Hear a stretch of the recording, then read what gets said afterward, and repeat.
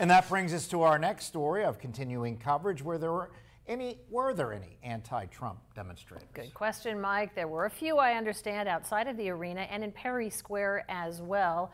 Our Caleb Yager joins us now. Caleb, how did those who don't favor the former president express themselves today? Yeah, good evening, Mike and Lisa. To be honest with you guys, protests did happen and they were expected, but not as many people as attended or at least protested as the people thought they were going to happen in those areas outside the Erie Insurance Arena, and in the manner in which they took place. Well, one local organization did take action, but they decided to take a little bit of a different approach.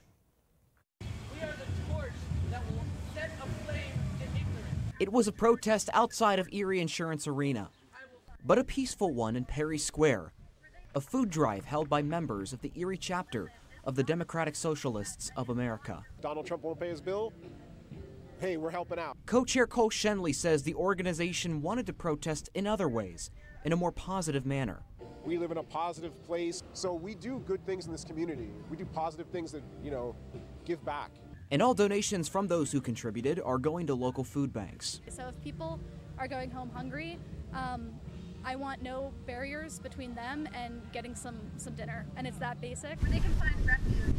DSA member Catherine Dickey says those who may not have a voice are the ones who need to be heard the most. Their voice and their identity matters in this really intense era that we're heading into with the upcoming election. But even though these members of the DSA are protesting against former President Trump, the message to Trump supporters is not hate. I see your fear. I see your want for a future that makes you feel safe, and I validate that. I'm just here to ask to be included in that story, and I think a lot of other people are too. Well, members of the DSA told me that they strongly support political figures like Bernie Sanders and AOC. Well, they also encourage those in attendance at the food drive to show up for the polls for the next upcoming election. Live in the studio, Caleb Yager, Erie News Now.